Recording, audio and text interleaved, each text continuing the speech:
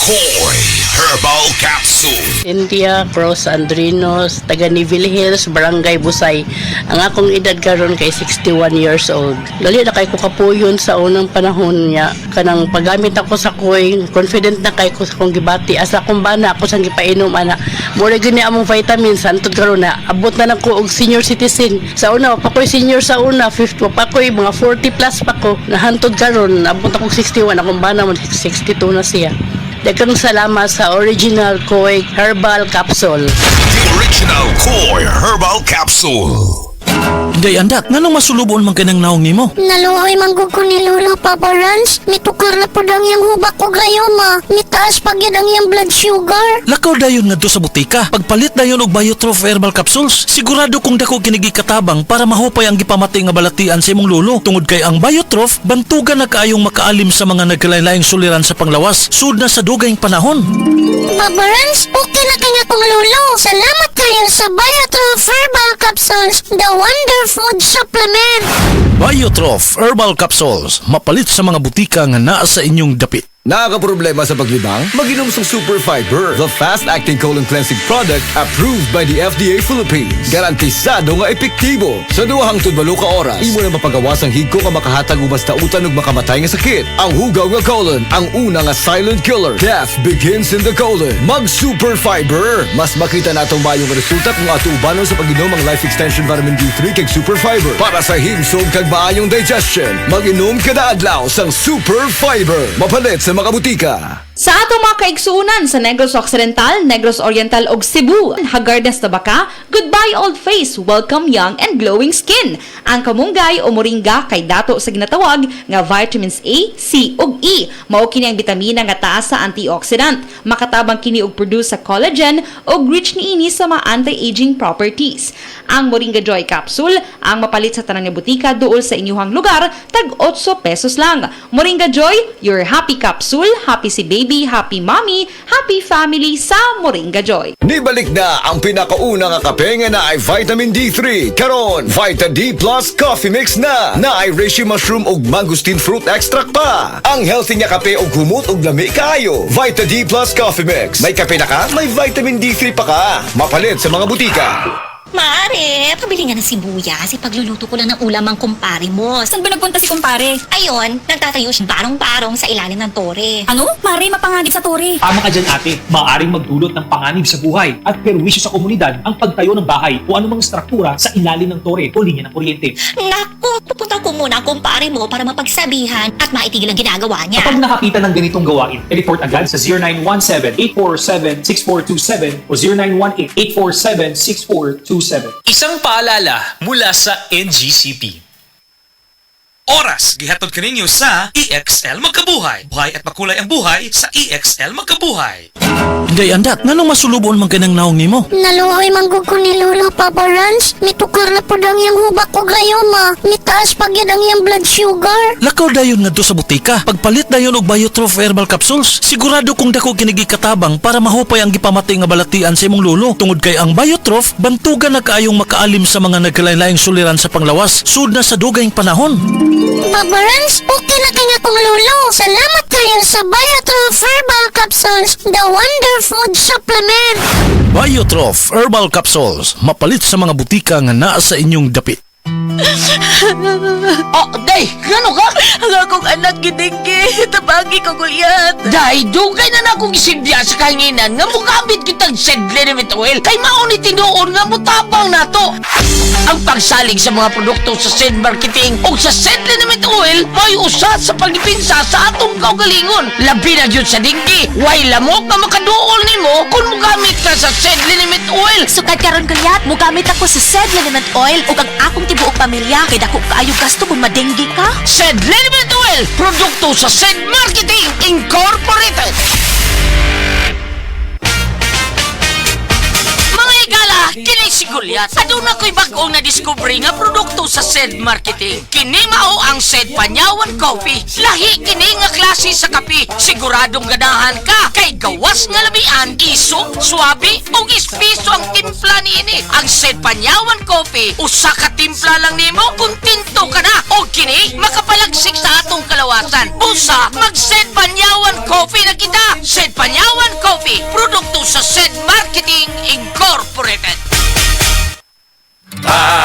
Tayo'y nabasagan, madaling remedyohan. Pagkatapos diikitan, Parang bago na naman.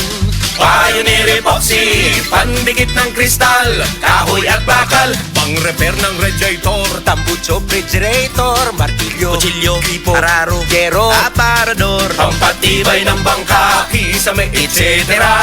Pioneer Epoxy, paborito ng bayan. Sa mga workaholic, epektibo ang atong Paragis Bila-Bila Herbal Coffee. Sama na lang ni Roland De La Cruz, nga taga Mati, Davao. Roland De La Cruz, sa Purok Isla, Barangay Central, Purok President. Anong ganahan man kay ka sa kape? Sa Bila-Bila Coffee, laskig ang imong lawas o mayo ang imong lihok. Basta laskig niya kondisyon, makalihok kag may sa trabaho. Kung di ka kainom, magluya na ka? Ragluya-luya, lahi ra gyud. Tungod kay nindot gyud ang Bila-Bila Coffee. Kini ginama sa GFMQ Marketing. Kay sa Paragis Bila-Bila, dili na ka mag-agwanta pa.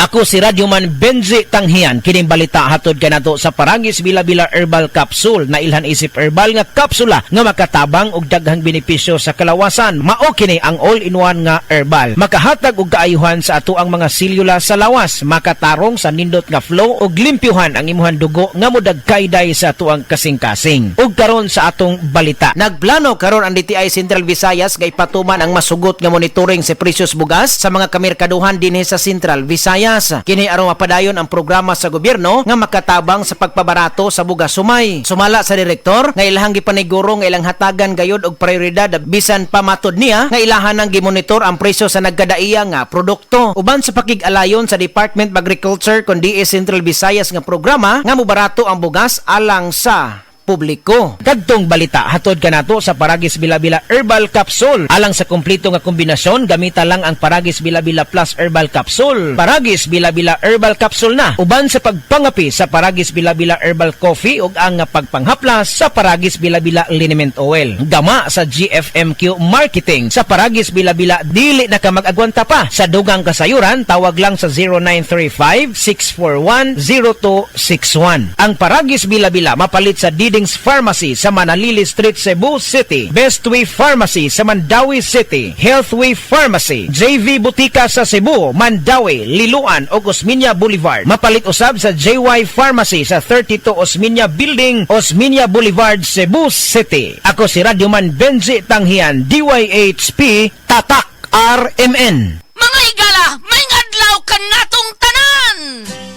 Kini si Kuya Gulyat ninyong adunay na ilhan nga lamian kaayong tabliya, ang Don Pepe Tabliya.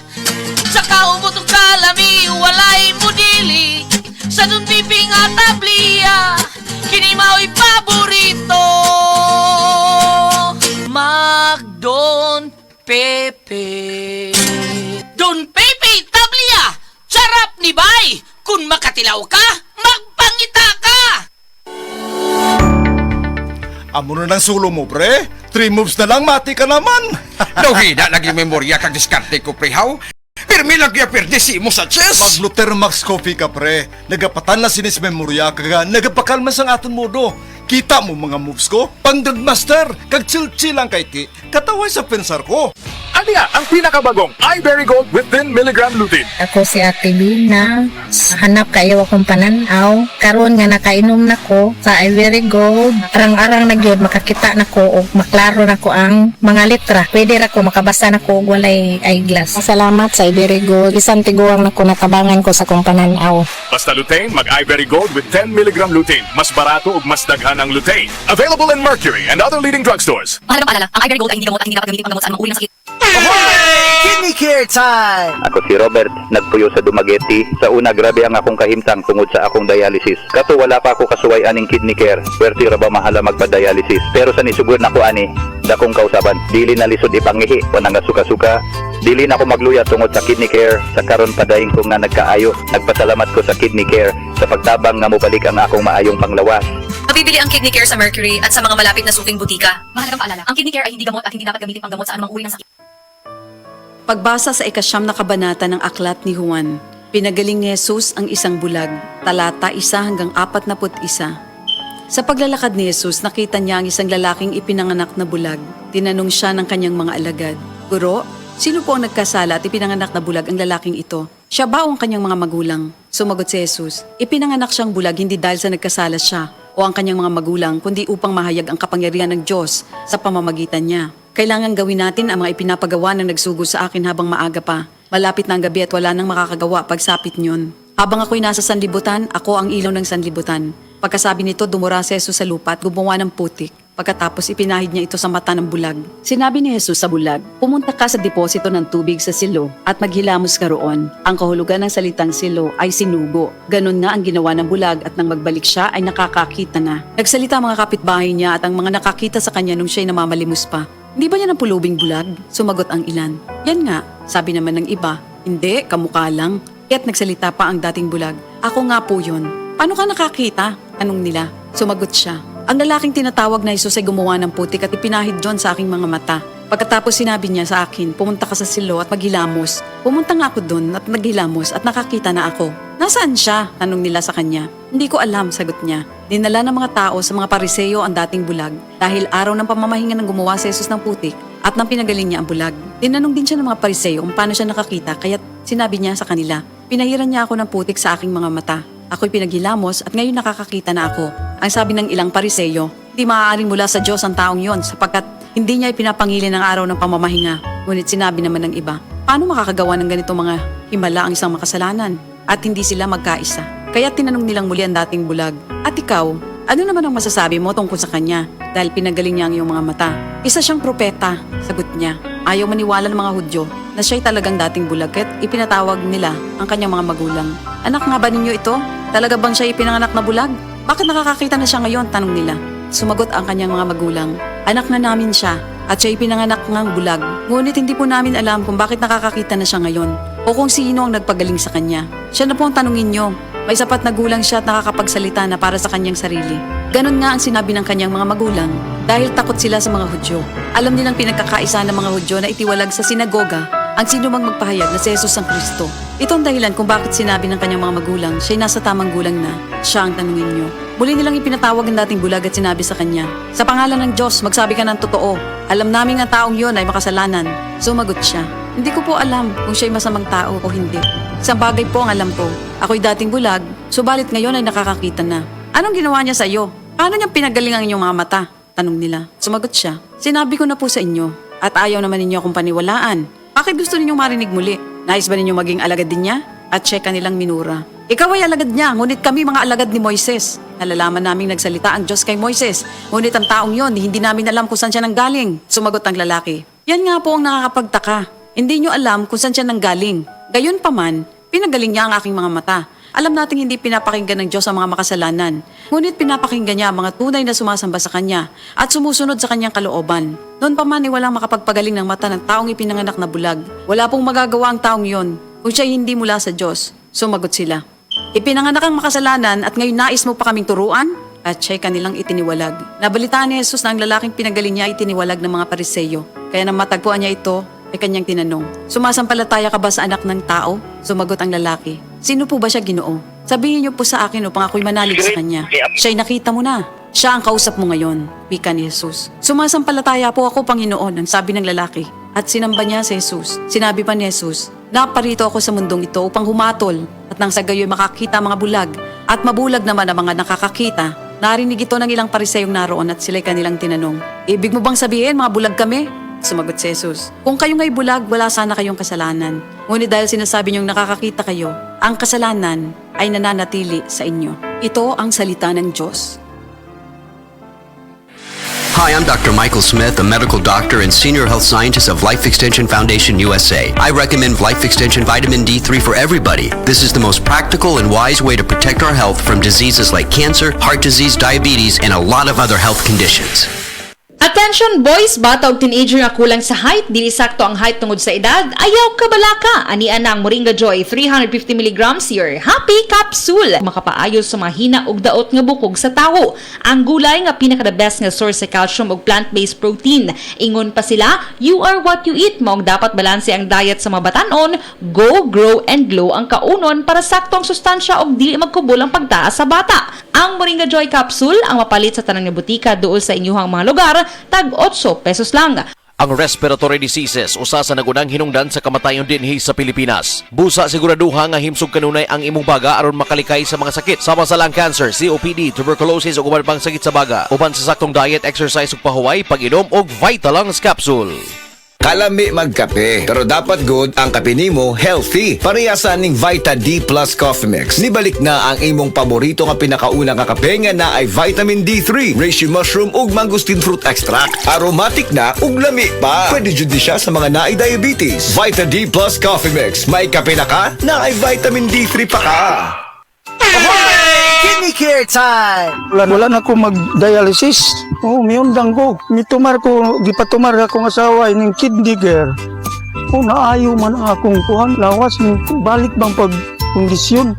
Kini ng kidney care agam o gigamit para sa ija kidney. Tapos, waya na hangtod ko man, duha ka tuig na kapin, waya na siya mag-dialysis. Mabibili ang Kidney Care sa Mercury at sa mga malapit na suking butika.